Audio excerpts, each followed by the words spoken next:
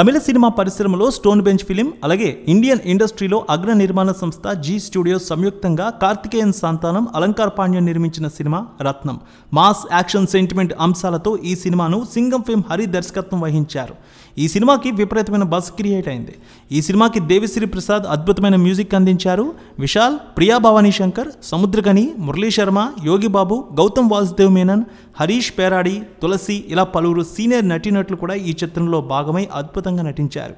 గ్రాండ్గా ఏప్రిల్ 26వ తేదీన ప్రపంచవ్యాప్తంగా ఈ సినిమా రిలీజ్ అయింది. తెలుగులో కూడా మంచి టాక్తో దూసుకువెళ్తోంది.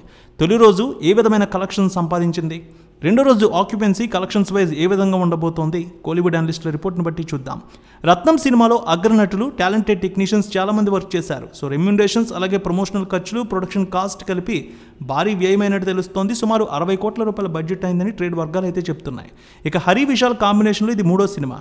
రిలీజ్కు భారీగా అంచనాలు నెలకొన్నాయి. ప్రమోషనల్ కార్యక్రమాలకు మంచి రెస్పాన్స్ వచ్చింది. సో భారీగానే ప్లాన్ చేసి రిలీజ్ చేశారు. తమిళ్, తెలుగు, కన్నడ, ఇతర ప్రాంతాల్లో ఇండియాలో మొత్తం 600 స్క్రీన్లు, ఓవర్సీస్ 150 కలిపి 750 స్క్రీన్లలో రిలీజ్ అయింది. ఇక ట్రైలర్ కూడా బాగా ఆకట్టుకుంది. ఓపెనింగ్ పెరగడానికి ఇది కూడా మరింత హైప్ అయితే ఇచ్చింది. ఇక రత్నం మూవీకి ఓపెనింగ్స్ బాగానే వచ్చాయి, మంచి రేంజ్లో కనిపించాయి. 63% ఆక్యుపెన్సీ వరల్డ్ వైడ్గా కనిపించింది విడుదలైన ప్రతి చోట. ఈ సినిమా అంచనాలకు తగినట్టుగానే వసూళ్లను అయితే నమోదు చేసిందని చెప్పాలి. పాజిటివ్ టాక్ అయితే వచ్చింది. యాక్షన్ ఎలిమెంట్స్ అయితే సినిమాకి హైలైట్గా ఉన్నాయని చెప్తూ ఉన్నారు. ముఖ్యంగా విశాల్ ఫైట్స్ కానీ, సినిమా స్టోరీ, నేరేషన్ కానీ అద్భుతంగా ఉందని కూడా సినిమా చూసిన వాళ్ళు చెప్తూ ఉన్నారు. పాజిటివ్ రివ్యూలు, పాజిటివ్ టాక్తోనే సినిమా అయితే ఇప్పటికీ రన్ అవుతోంది.